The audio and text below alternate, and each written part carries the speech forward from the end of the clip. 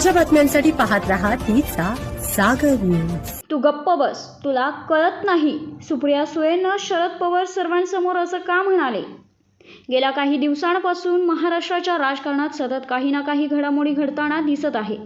राष्ट्रवादी शरदचंद्र पवार गटाचे अध्यक्ष शरद पवार आणि उपमुख्यमंत्री एकनाथ शिंदे यांच्या भेटीची चर्चा ही बरीच रंगली। यावर आता खासदार सुप्रिया सुळे यांनी नेमकं काय घडलं होतं याबाबत माहिती दिली। मी लेक असल्याने त्यांच्यासोबत असते, ते ओव्हर इंडिपेंडेंट असतात, ते हात करून म्हटले तू गप्प बस, तुला काही कळत नाही असं सुप्रिया सुळे म्हणाल्या। नेमकं घडलं काय? पत्रकार परिषदेत बोलताना सुप्रिया सुळे म्हणाल्या की शरद पवार हे विधानसभेत शिंदेंना भेटले हा योगायोगच होता। पवार साहेब चालत गेले विधानसभेत। मी लेक असल्याने मी त्यांच्यासोबत असते, तुम्ही जास्त चालू नका, तुम्ही जाऊ नका असं म्हणत असते, ते ओव्हर इंडिपेंडेंट असतात, ते हात करून मला म्हटले तू गप्प बस, तुला काही कळत नाही असं म्हणून ते चालत सुटले।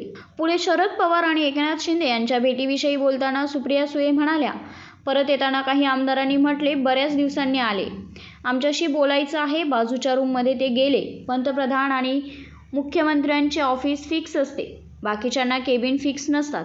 राजकीय आयुष्यात कोणतीच जागा फिक्स नसते, त्या भ्रमात मी नाही।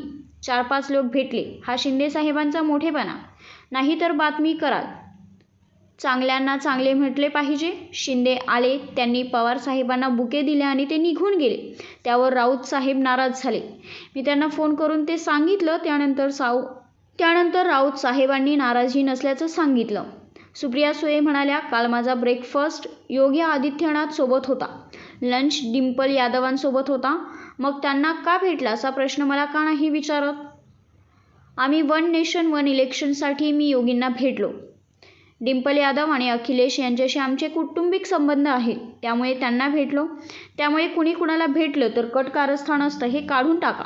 जयंत पाटील हे मुख्यमंत्र्यांची वेळ घेऊन भेटले, नगराध्यक्षांच्या विषयावर बोलायला गेले, गाडीने आले, हुडी घालून गेले नाहीत।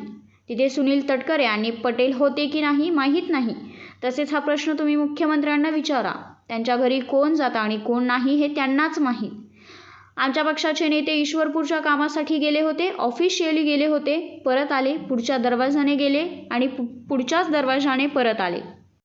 अशाच लेटेस्ट बातम्या पाहण्यासाठी आणि आमच्यासोबत अपडेट राहण्यासाठी सबस्क्राईब करा। यूट्यूबवर जाऊन तीचा जागर न्यूज।